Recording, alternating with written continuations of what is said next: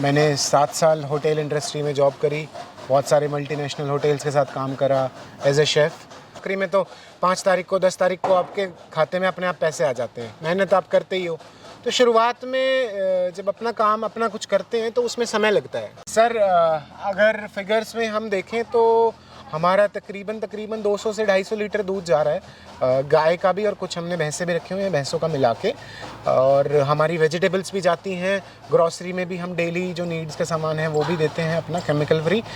तो वो तकरीबन सब कुछ मिला के हमारा 3.5 से 4 लाख रुपए की सेल रहती है मंथली। तो दोस्तों आज हम पहुंचे हैं राजस्थान के तिजार में एक ऐसे डेयरी फार्म को कवर करने के लिए जहां पर कि 85 रुपये लीटर दूध सेल करा जा रहा है, 750 रुपये केजी पनीर सेल करा जा रहा है और 2,500 रुपये लीटर घी सेल करके साल का 50 लाख रुपए का मुनाफा कमा रहे हैं।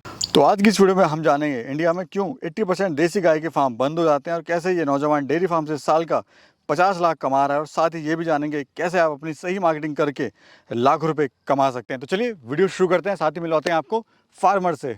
सर नमस्कार। नमस्कार जी। कैसे हैं सर? एकदम बढ़िया, आप बताइए परवेश भाई कैसे? बहुत खुश हो गया सर यहाँ पे आपको देख के और आपके फार्म को देख के। मतलब जो हम ढूंढते हैं गाँव में वो चीज़ आज मिली मेरे को यहाँ पर, और एक शहर का लड़का वापस गाँव में आकर ये सब चीज़ें कर रहा है तो सच में तारीफ़ के काबिल है सर ये काम आपका।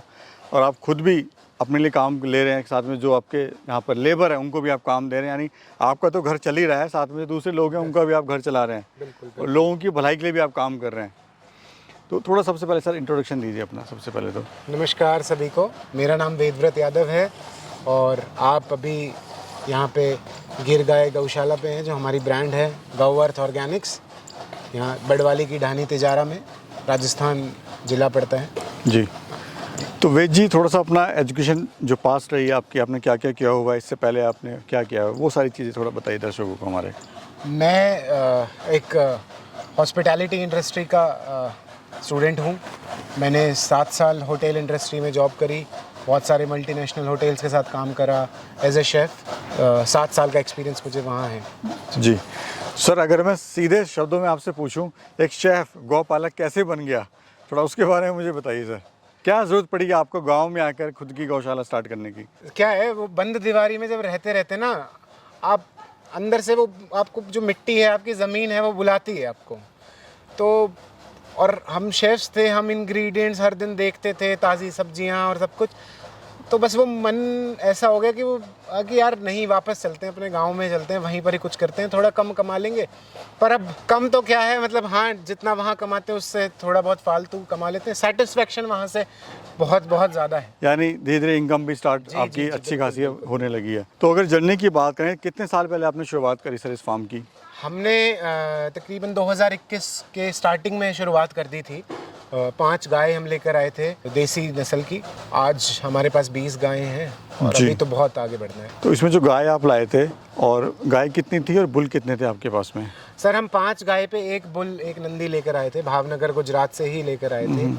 सारी गायों के लीनिएज सर्टिफिकेट्स हमारे पास हैं, तो ये प्योर गिर है। अभी हमारे पास 20 गाय और 1 नंदी है। सर गिर गाय का या फिर देसी गाय का आप कह सकते हैं, डेयरी फार्म चलाना बड़ा मुश्किल होता है, बहुत चैलेंजेस आते हैं सर। तो मन नहीं दुखा सर शुरुआत में, जैसा आपने मुझे बताया कि आपकी मार्केटिंग भी नहीं बनी थी, तो उस टाइम क्या चल रहा था कि वही जॉब अच्छी थी जो आप कर रहे थे, या फिर जो ये काम आप गोबर में काम कर रहे हैं, आप लेबर के साथ आपको काम करना पड़ रहा है, ना दिन है ना रात है, कुछ नहीं है? सर शुरुआत देखो, मुझे भी शुरू में लगा था हाँ, क्योंकि नौकरी से जब आप आते हो, क्या है, नौकरी में तो 5 तारीख को 10 तारीख को आपके खाते में अपने आप पैसे आ जाते हैं, मेहनत आप करते ही हो।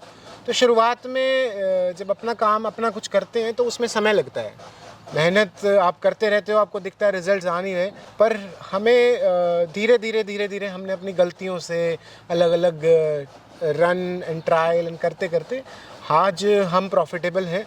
और सिर्फ दूध से नहीं, हम अपने और भी अदर प्रोडक्ट्स बनाते हैं, सब्जियां भी करते हैं हम, बिस्किट्स भी आप बना रहे हैं? बिस्किट्स भी कर रहे हैं जी, जिसमें अपना खेत का गेहूं होता है। अब गेहूं अब किसान बेचने जाता है, वो कट्टे के उसको 30 रुपये मिलते हैं, और हम जो बिस्किट बेच रहे हैं तो हमारे वो आधा किलो बिस्किट ही 350-400 रुपये के मतलब बिक रहे हैं जी। तो थोड़ा आपको स्मार्ट देखो वर्क करना पड़ेगा, हार्ड वर्क और स्मार्ट वर्क दोनों का बैलेंस जब बनेगा तो आप धीरे धीरे प्रॉफिट में। सर जैसे अभी आपकी जो प्रोडक्ट हैं वो कितने रुपीज़ में आप दे रहे हो? जैसे आपका दूध हो वो क्या केजी जा रहा है, लीटर जा रहा है वो? सर दूध हमारा जितना भी है हम डायरेक्टली कंज्यूमर्स को देते हैं। 85 रुपये लीटर हम लोग दूध देते हैं। कांच की बोतलें होती हैं। थोड़ा सा ब्रांडिंग भी देखो आपको करनी पड़ेगी। आप कस्टमर को डोलियों में दूध दोगे और वो दोगे, वो कस्टमर्स को भी वैल्यू लगनी चाहिए उनकी लाइफ में। हाँ ठीक है, जागरूक हो गए हैं लोग कि देसी गाय का दूध पीना। तो 85 रुपये लीटर हम अपना दूध सेल करते हैं। घी हमारा वैदिक बिलोना मेथड से बनाते हैं, तो जिसमें हमारी मैन्युफैक्चरिंग कॉस्ट ही ऑटोमेटिकली हाई रहती है, तो वो हम 2200 से 2300 रुपये लीटर जी सेल कर रहे हैं। पनीर और दही है। पनीर हमारा 150 रुपये का 200 ग्राम की पैकेजिंग है हमारी पनीर की, वो दे रहे हैं। फिर जो सब्जियां हम कोशिश करते हैं कि बाजार रेट से थोड़ा सा 10% सब्जियां भी कर रहे हैं साथ में? हाँ जी, सब्जियां भी कर रहे हैं। सब्जियां हम बट बहुत लिमिटेड उसमें, तो मतलब 70 से 80 हज़ार रुपए की हम सब्जियां सेल करते हैं, जिसमें हमारी आटा और सरसों का तेल, सरसों भी डेली रूटीन जो चीज़ें जी हो गया उसमें मतलब कुछ एक चीज़ें वो उन्हीं कंज्यूमर्स को जो हमसे दूध लेते हैं। सर 85 रुपये 85 रुपये लीटर आप दूध दे रहे हो। अब लोग कमेंट करेंगे सर हम तो 30 रुपये लीटर 35 रुपये लीटर भी दूध सेल नहीं कर पा रहे हैं, आप कैसे सेल कर रहे हैं 85 रुपये लीटर? देखो हम जो भी कर रहे हैं वो अपने कस्टमर्स को डायरेक्टली सेल कर रहे हैं। हमें भी टाइम लगा, हम यूँ नहीं बोल रहे हैं कि पहले दिन हमने भी 60 रुपये लीटर में ही शुरुआत करी थी शुरू में। नहीं, एक चीज़ मैं बीच में टोकना चाहूँगा। एक चीज़ ये भी होती है, अभी हम जो है गुड़गांव के दिल्ली NCR में हम लोग हैं, उस चीज़ का फ़र्क तो बिल्कुल जिस तरह से ज़मीन अगर देखें बिहार में वही ज़मीन आपको सस्ती पड़ेगी, अगर आप थोड़ा दिल्ली NCR में आते हैं तो ज़मीन तो वहाँ भी वही है और ज़मीन यहाँ भी यही है, रेट बढ़ जाते हैं। बिल्कुल सर, आप यहाँ पे रह रहे हो तो यहाँ मेरा लिविंग स्टैंडर्ड्स शायद मेरा 20,000 रुपये महीना चल जाएगा। वहीं मैं गुड़गांव जाऊँगा तो मेरा 2 लाख रुपये भी महीना कम पड़ेगा लिविंग स्टैंडर्ड। तो वो तो आपका एरिया पे डिपेंड करता है। देखो आप अगर बोलोगे गाँव में मेरे से 85 रुपये लीटर दूध ले लो तो कौन खरीदेगा?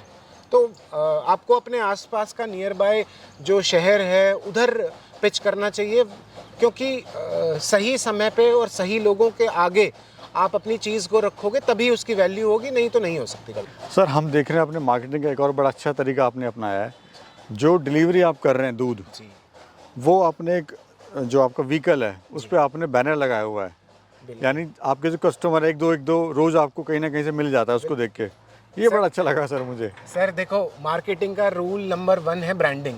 चाहे सोना लेकर जा रहे हो, उस पर अगर आपकी मोहर नहीं लगी हुई है ना, तो वो कोई 2 दिन बाद आपको भूल जाएगा।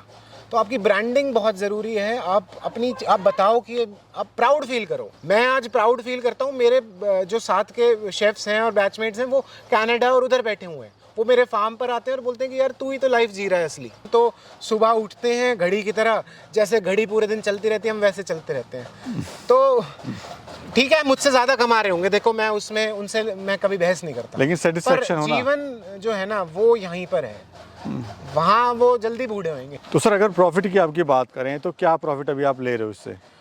प्रॉफिट अभी हमारा जो हम लगभग 4 लाख के करीब बिक्री कर देते हैं, जिसमें से सारे खर्चे हटाकर, सारी सैलरीज और सब कुछ हटाकर जो बचता है वो तकरीबन लाख सवा लाख के करीब हमें बच जाता है अभी।